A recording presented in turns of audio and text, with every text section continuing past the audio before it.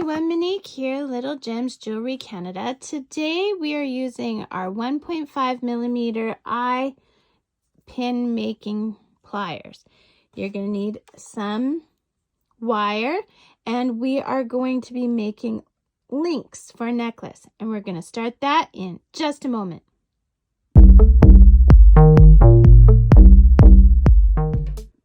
Hi there, Monique here, Little Gems Jewelry Canada. Today we are making links for a necklace, very much like these ones here. Okay, so what you're going to need is your wire. I'm using 8 millimeter or 0.8 millimeter aluminum wire. You can get it from the hardware store. And I'm using my 1.5 millimeter eye pin pliers. Okay, so to start, you're going to need some wire. I just use scrap wire when I'm making links. So you set it up in your pliers so it's going just a little bit past the cutter.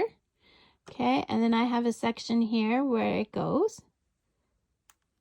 Okay, now I'm not going to do a bend. I'm just leaving it straight off there as it came. I'm taking it off, and now I'm taking the rest of my wire and I'm feeding it through the hole at the back. I'm taking the, and I'm lining it right up, whoops, sorry. I'm lining it up with this thing, okay? Right there. Okay, and then I make my link. And there you go, my friends. You have another link for your necklace.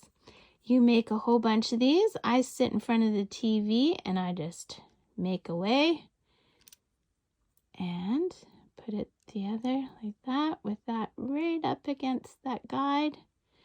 And then I've got another link made. And you can use these in earrings or in necklaces. Excuse the cat hair. Yeah, and they come in handy. Very, very handy to use as a spacer in between your beads. I'll put a link in the description for some of the different jewelry I've made using these links. And yeah, have a great day. Bye now.